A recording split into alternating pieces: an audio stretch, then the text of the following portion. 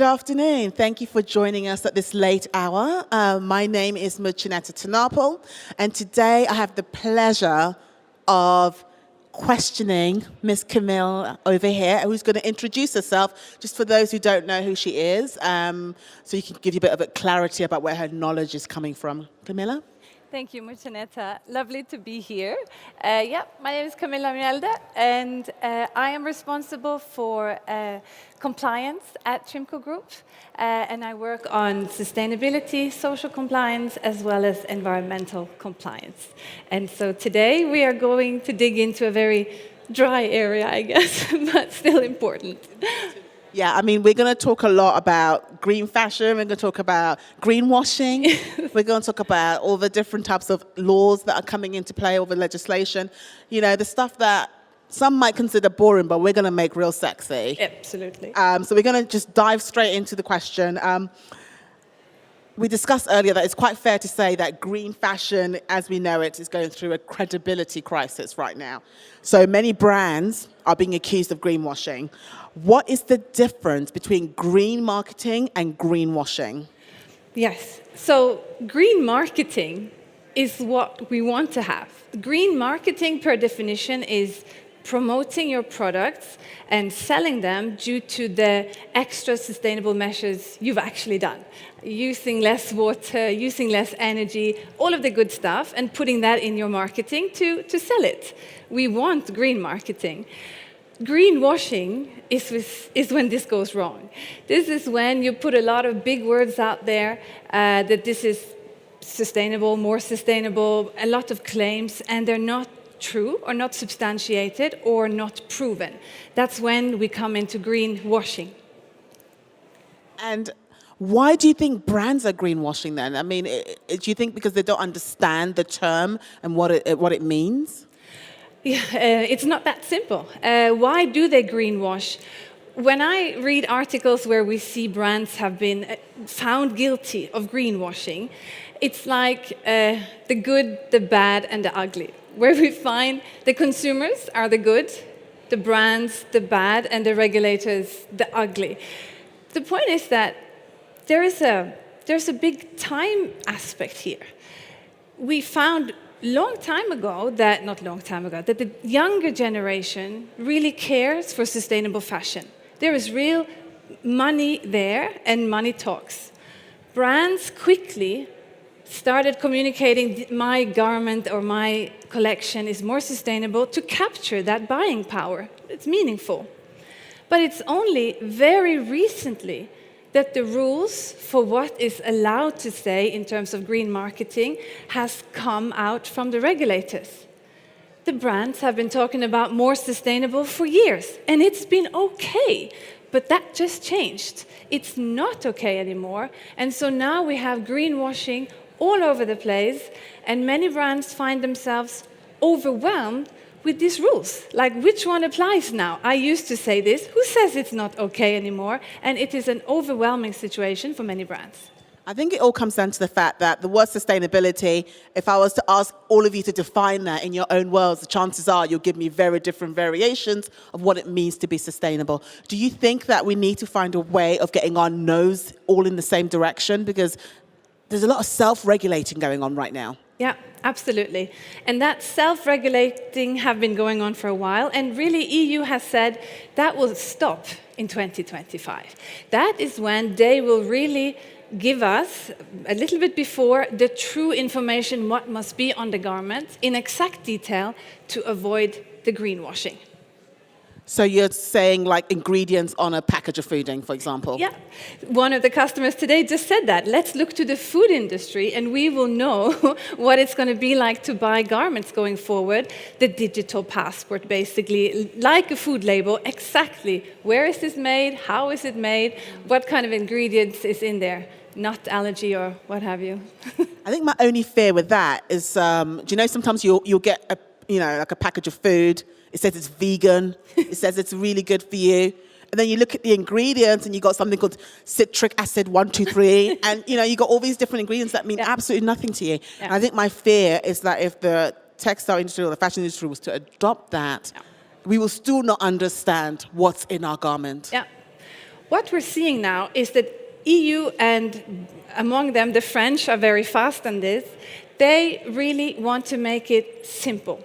Actually, when you buy a garment today, looking at the care label, for example, you'll see a lot of stuff like the main is 50% recycled polyester, the padding is 10% recycled polyamide. It's actually very difficult already today. So the new regulation is pushing for simplicity. And the simplicity is so that we as consumers can, with one eye reading that label, really know. The simplicity is called weight-based claims with recycled content. To explain this very simple thing is slightly difficult, but the meaning is, as a consumer, we should know the weight of this garment, for example, 100 gram, and then there should be a simple information that 50 gram, for example, meaning 50% of this garment, is recycled content. We may not have to know all the ingredients, the vegan, the citrus, but a simple measurement by weight, by percentage, how much recycled content. And then we as consumer should be able to choose this one over that one as we support sustainability. Talking about consumers, how important is their approval and support when it comes to greener companies? Yeah, everything. Money talks again. Because if we were to only expect the regulators to handle this, meaning that we would expect the brands to source and make sustainable collections just because of the law, actually the consumer watchdog cannot catch everybody. It's impossible. It needs to be positive, meaning that if you really do this correctly on sustainability, you will sell more, you will achieve more. And so that's why the consumer, the fact that they really believe in it, means everything for this. I also think it's about consumers knowing the right questions, right?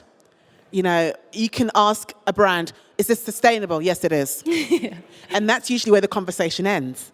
How is it sustainable? Where was it manufactured? What is it made out of? I mean, these are kind of questions that I feel consumers need to ask in order to get the correct information from brands. Absolutely. And also be aware of the fact that most brands don't know. So true. And we talked about honesty, didn't we? That there's a lack of honesty with brands when it comes to their green claims.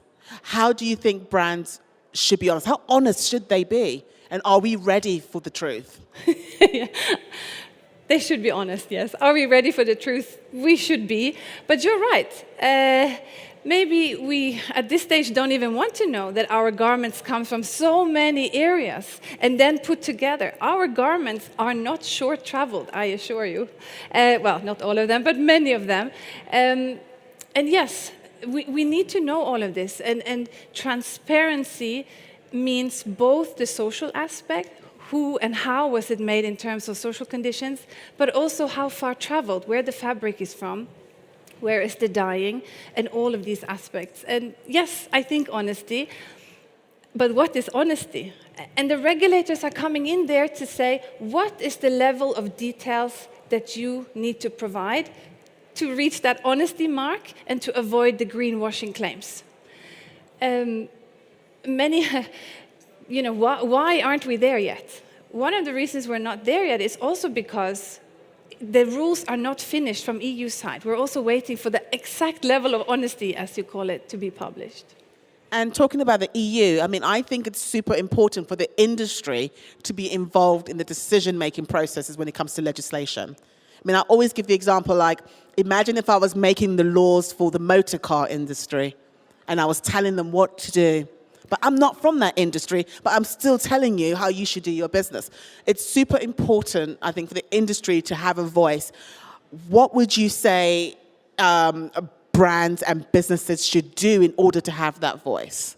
I mean, what are your thoughts on policy? What are your thoughts on legislation? Is this the way forward? Yeah, they need to engage. They need to give space for their employees to also be part of the webinars, the education, and also to want to network within the whole supply chain, not just brands with brands or at the finished product, but also going downstreams towards the fabrics and the dyeing, but also end of life for the garment, the recycling. we didn't think maybe that the fashion companies need to engage and talk about curbside collection. I spend my days looking at garbage trucks in the different states of the US and what can they collect or not. But we need to engage the whole from start to finish as a brand and network and be a part of this and bring our voices to those think tanks that's out there for legislation. I think you are right about looking at the supply chain, but I sometimes feel like brands are not ready to do that yet because they know what they're going to find. Yeah. You know, and I kind of hope that through innovation, there'll be solutions available to make that easier, like solutions like Green Story that make brands understand their level of I guess, greener strategies.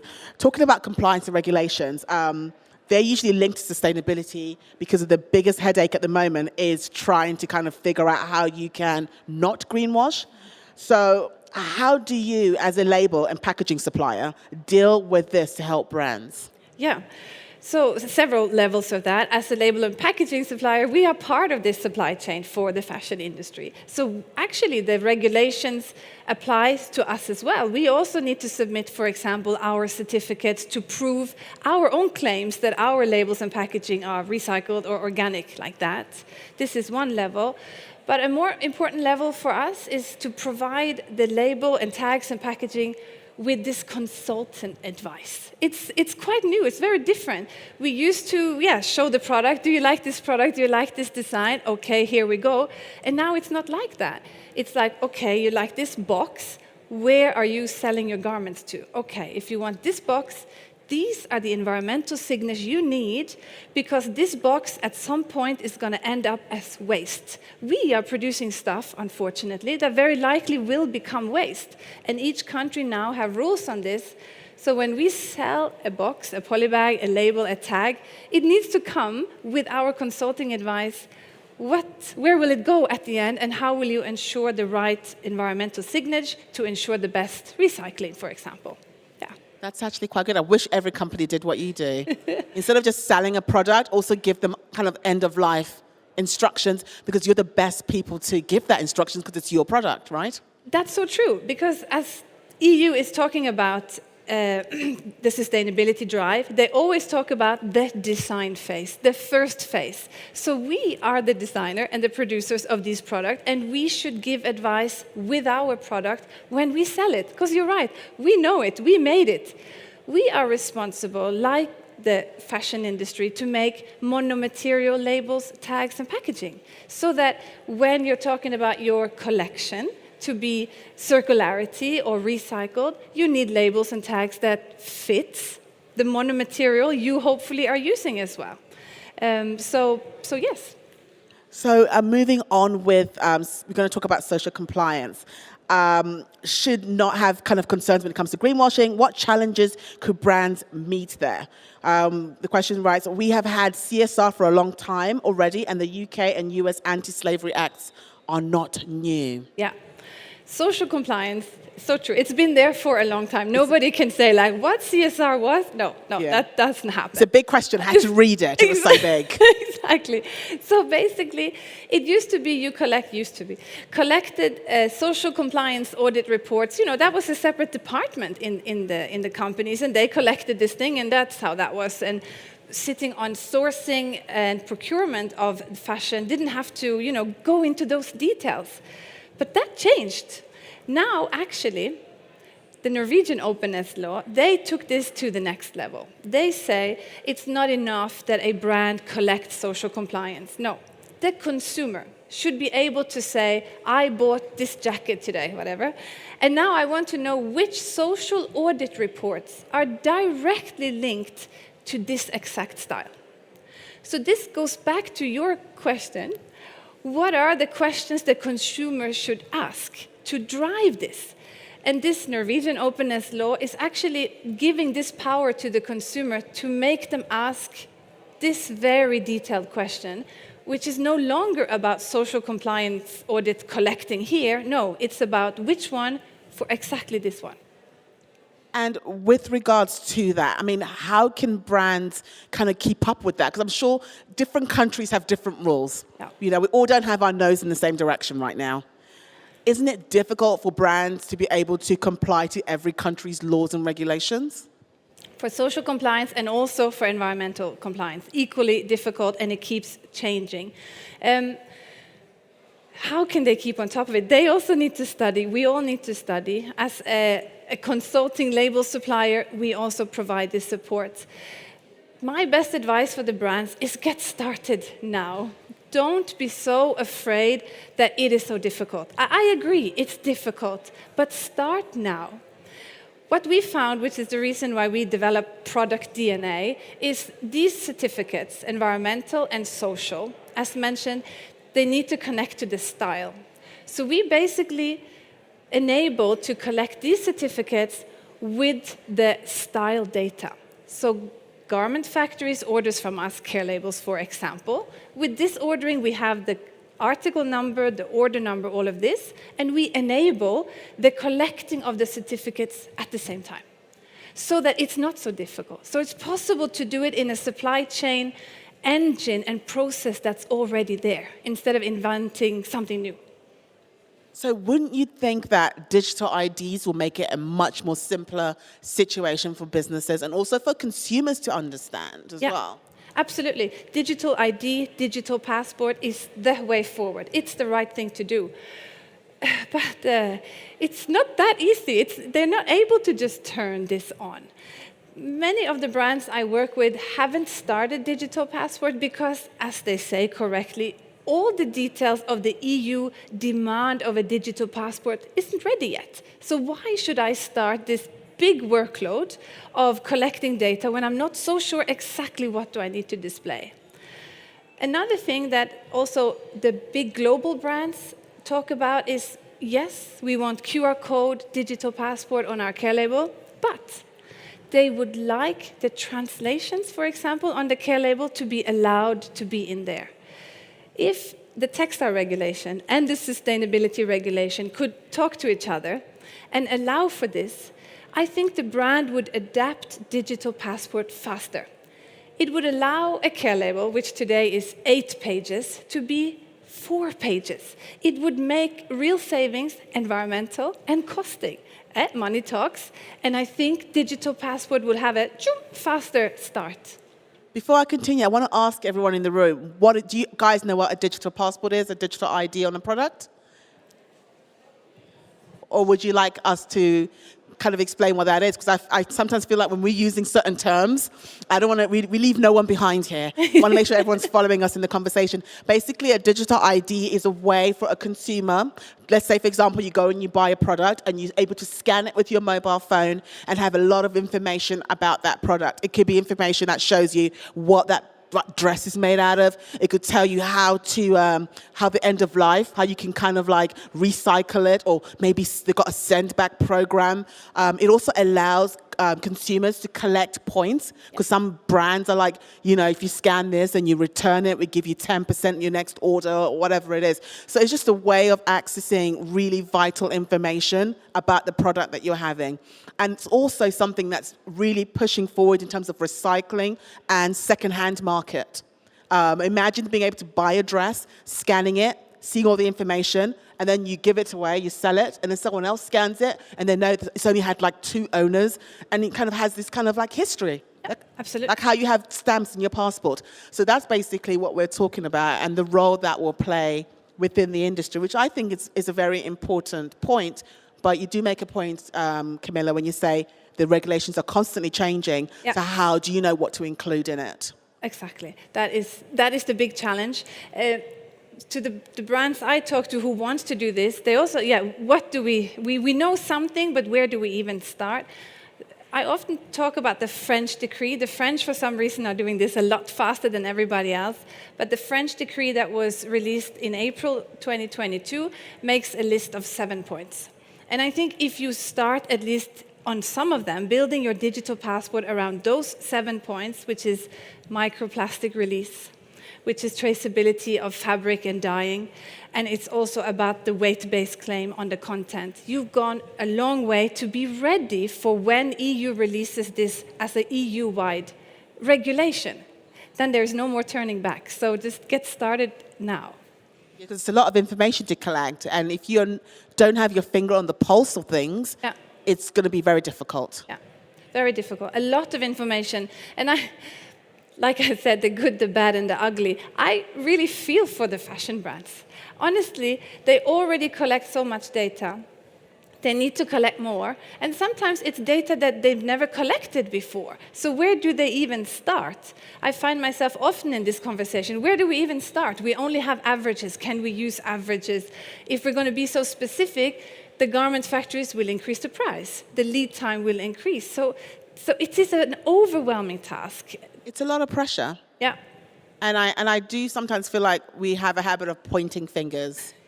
You know, it's a bit of a witch hunt, you might even say, Yeah. if I dare say that, you know, where brands are feeling the pressure and they don't know what to do. So what do you think the solution is? Is it us educating them? How would we educate them?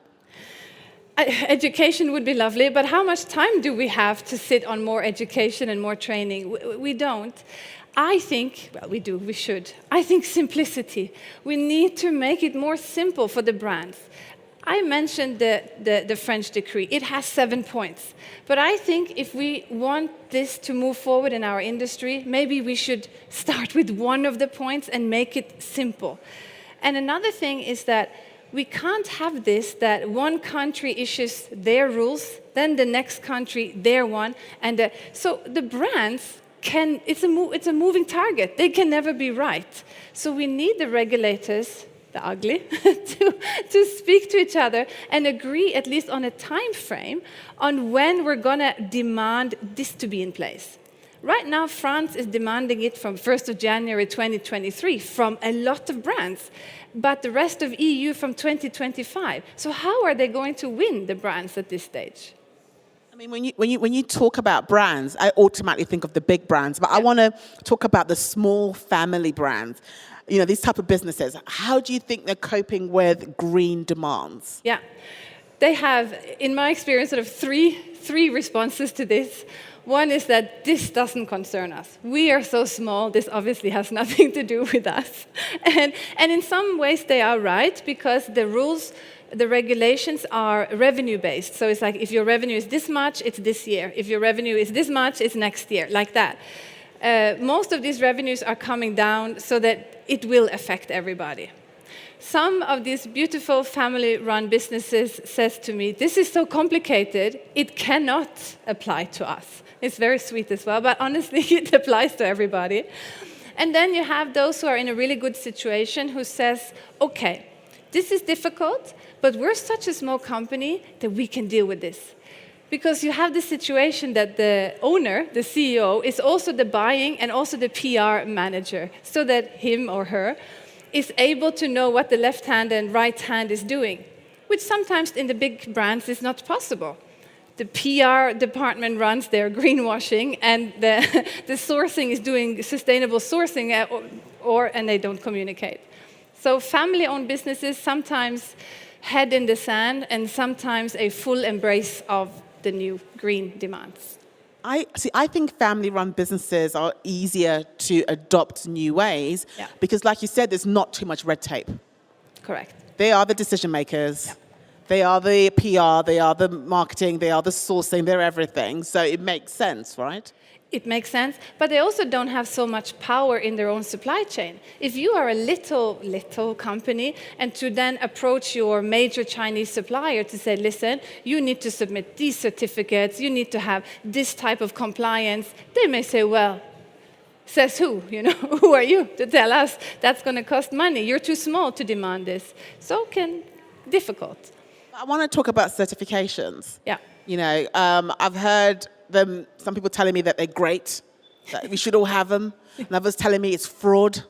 You know, it started off as a good idea, but now it's become a money business rather than a green business. I mean, what's your thoughts on that? Yeah, I work a lot with certification. Not to do the certification, but about collecting the certification. The reason is that those global certifications still forms the basis to be allowed for a lot of the recycled and organic environmental claims. You may or may not like them, but at this point, your GRS, your GOTS, all of these ones are the one that if you collect scope and transaction certificates, you will be allowed to say things like this is recycled or not recycled.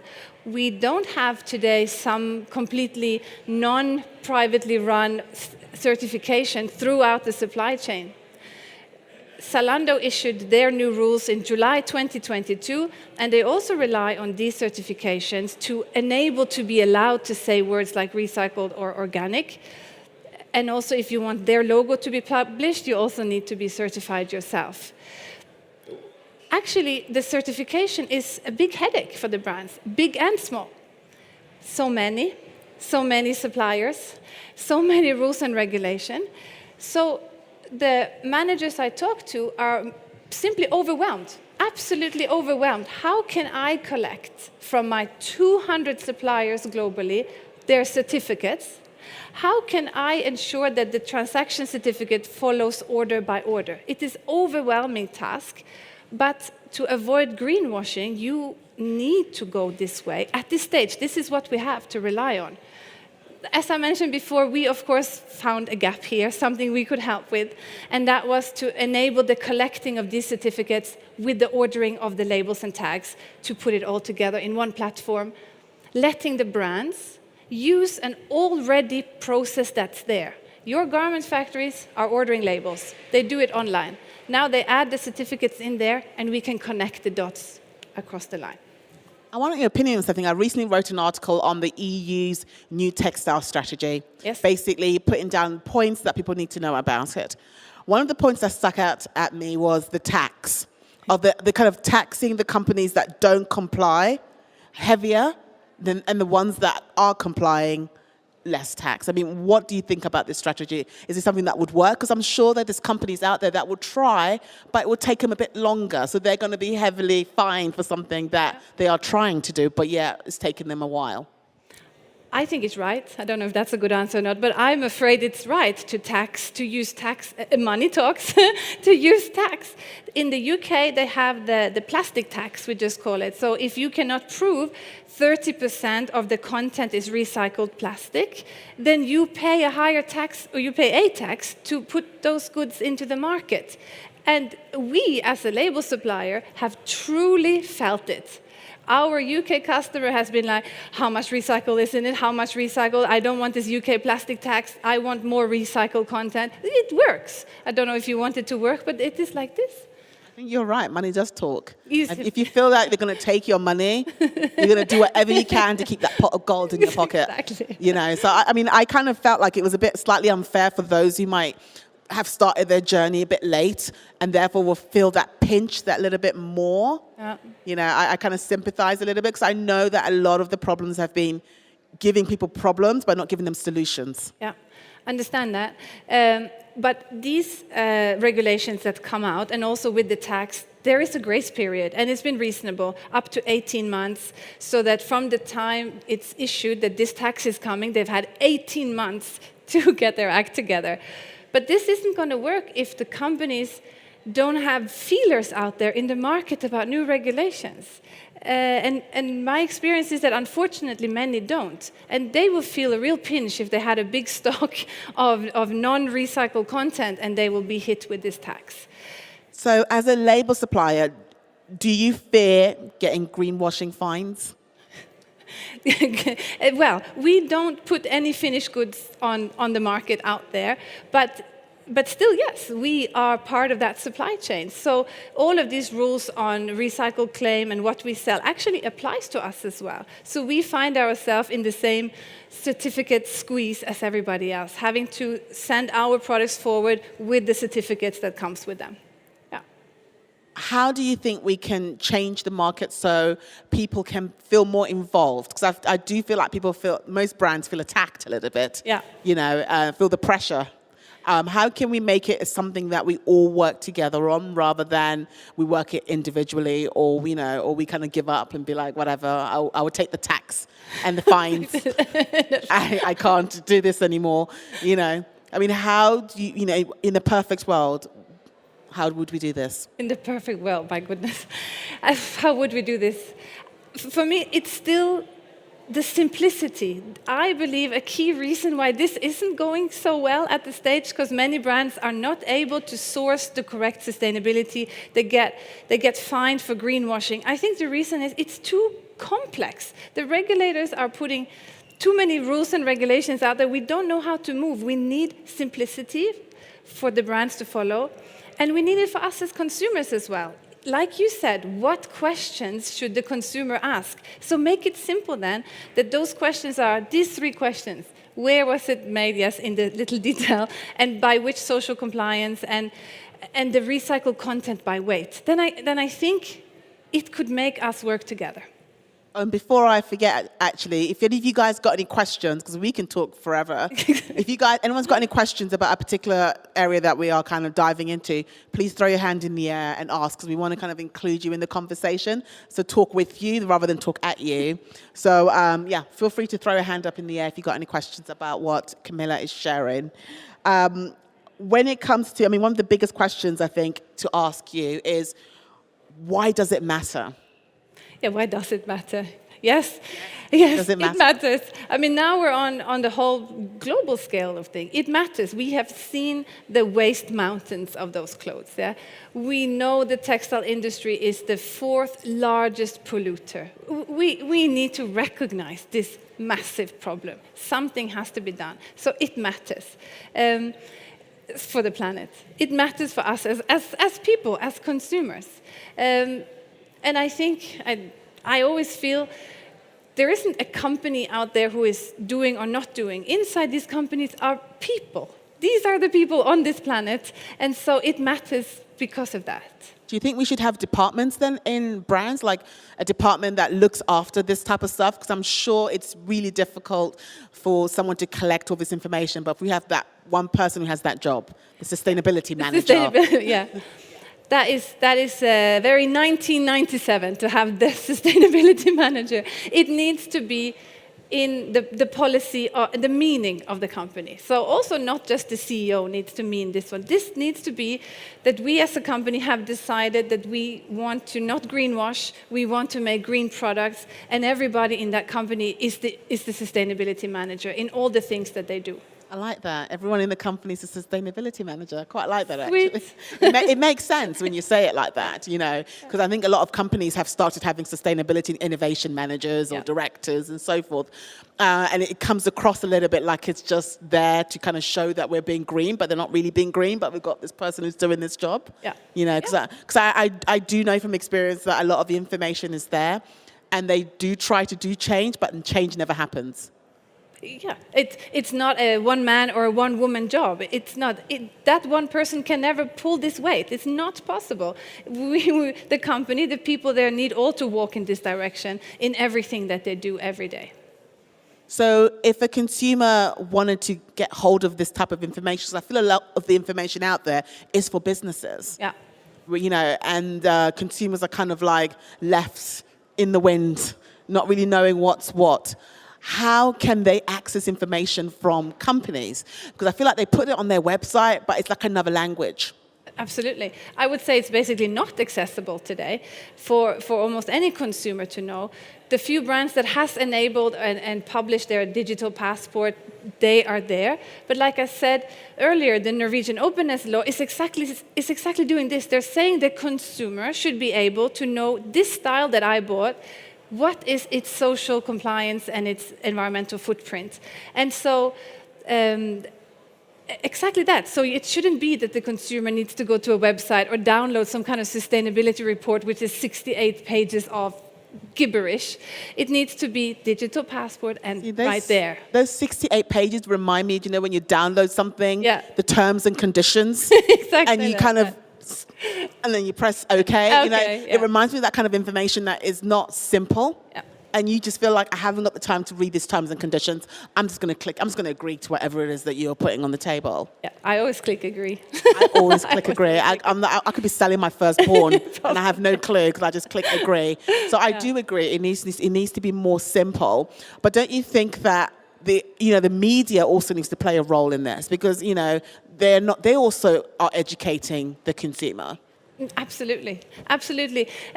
The media, yes. They need to be part of this. They need to push for openness around it. So the report out there from the fashion textile, my goodness, I'm going to forget the whole name of this organization. They published that actually so few brands are openly giving information about how they source, where they source, and how compliant it is. And so the media needs to continue being after this.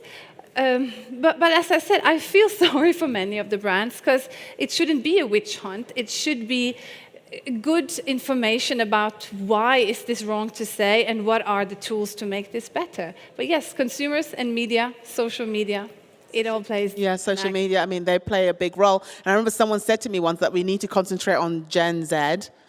But I actually think we need to concentrate as well on the decision makers in the big companies and the small companies, because they also need to be educated. It's so true. So would you agree that we're all speaking a very different language right now, so therefore there's no understanding? We are totally different language. Generation Z understands maybe what they want and they need in terms of the green fashion, but maybe the older decision-making power, they understand how difficult this is to do and how much it's going to cost and how much difficulty it is for the supply chain. So yes, this needs to come together, and again, simplicity, so everybody can understand it and the same language across the board. But I really think that when it comes to decision makers in general, that if you apply to what it is that they want, which is profit. Yes. Money talks. Money talks, as you keep saying, yes. Which is so true, that they will see the light. You know, and when you speak to the Gen Z, what they want is experience. They want to experience your green claims. They want to know that it's green. They want to have that experience, not just the product.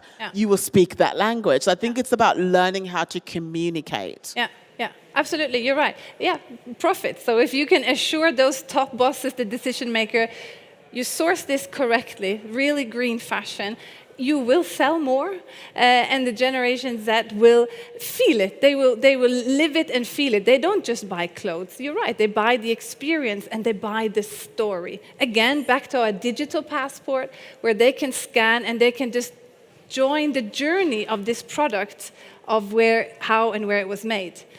But then we need to be able to understand the level of honesty and what does it mean.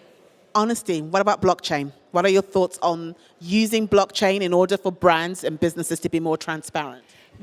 Blockchain in terms of the fiber in each, or in terms of the IT in each?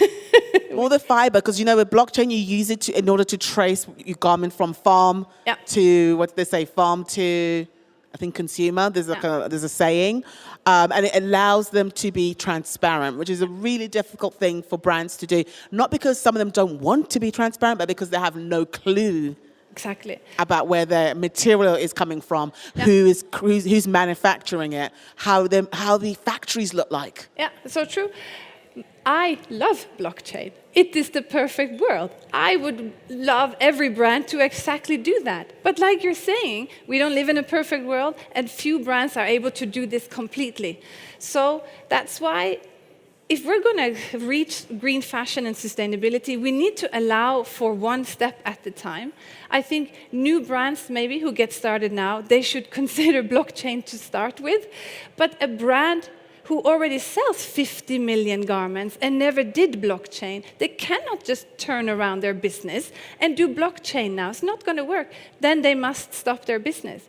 So in my daily life, I work with what I call real-world scenarios, not perfect world scenarios. And those are the purchasing managers who needs help today, like, I source like this, and now I need my certificates to follow so that we don't get green claims. And yes, that's what we need to do. We need to solve it with this, which is not as amazing and beautiful as blockchain, but it is the real world that we also need to address. That's a very good answer, actually, with regards to it, because, you know, technology is usually an add-on for companies. And I really think that if you're trying to be green, it needs to be part of your DNA, part of your strategy. You need to really look at your customer and look at how you do business and then change it accordingly. Yeah. Do not look at your competitors. They're not the kind of people you want to copy, because every response is different, right? Would you say that the competition is a big problem because people always want to have one step ahead their competitors rather than looking at their whole entire business strategy? So true. And so true what you're saying, don't look at the competitors. What the new green regulations are doing is leveling the playing field. It has been so unfair for a long time. So the competitors are saying we're doing all of this, we're doing so many good things, and then we look at ourselves and we're obviously rubbish because we're not saying this, we're not doing this. But now the rules are out there, what you're allowed to say and how, and so we will be aligned, and it won't be those brands with the biggest marketing and PR muscle who will win this game. Instead, we all have to do the same thing, say the same thing, and then let's see who will win. Do you think it's an idea for the big brands to put their PR and marketing budget, take a little snippet of that big budget and put that into maybe looking at research and development for the industry? Yeah, absolutely. And I've listened to a few talks here, and it's been a lot about that. Take it out of the PR and marketing budget and put it somewhere else. That's really, I mean, I come from fashion PR. That budget's big.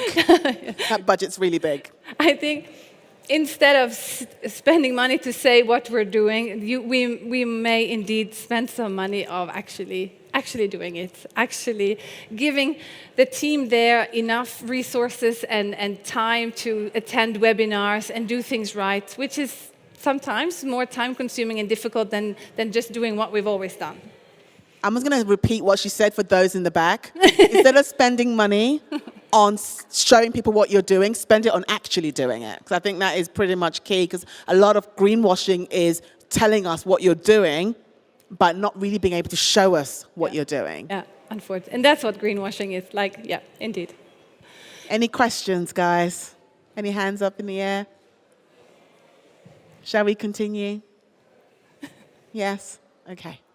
So coming back full circle to greenwashing, you might have probably read that ASOS and companies like this have been really kind of fined on their practices and their claims. Do you think that fast fashion is the problem? Like, a lot of fast fashion brands are going to have a lot to answer for?